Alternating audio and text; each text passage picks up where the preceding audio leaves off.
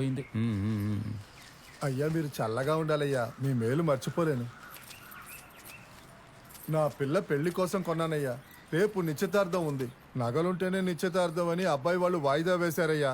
ఇప్పుడు నగలు దొరికాయిగా, త్వరగా పెళ్లి ఏర్పాటు చేసుకోండి. ఏం వ్యాపారం చేస్తున్నారు? వేరుశనగొళ్ళు వ్యాపారం. శనగలు అమ్మి సంపాదించిన కష్టార్జితం కొంపదీసి ఇంకెవరి చేతికైనా దొరుకుంటే మీ బంగారాన్ని గుట్టుకుని మింగేసేవారు. దొంగలు తిరుగుతున్న ఊళ్ళో పారేసుకున్న నగలు తీసుకొచ్చి ఇచ్చారు. మీరు చల్లగా ఉండాలయ్యా. లోపలికి వచ్చి భోంచేసేయాలండి అయ్యా. పర్వాలేదండి. ఆటో తమ్ముడు, మీరిద్దరు ఖచ్చితంగా పెళ్లికి రావాలయ్యా. ఇన్షాల్లా పిలిస్తే తప్పకుండా వస్తాం. సరే, అన్నీ కరెక్ట్గా ఉన్నాయండి. సరే, ఉంటాం. రండి అయ్యా.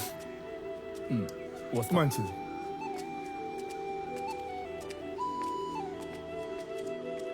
అమ్మాయి చూడడానికి లక్షణంగా ఉంది. లక్షణంగానే ఉంది. కాకపోతే నిశ్చితార్థం అయిపోయింది. ఏం మాట్లాడకూడదు. ఇప్పుడు నేనేమన్నానని? ఏం మాట్లాడకూడదు అని చెప్పాను కదా. ఆ తర్వాత కొన్నాళ్ళకి మీ అమ్మ నేను చూడనే లేదు. ఒకరోజు అనుకోకుండా తను బస్ స్టాప్లో కూర్చొని ఉంటే నా అంతటా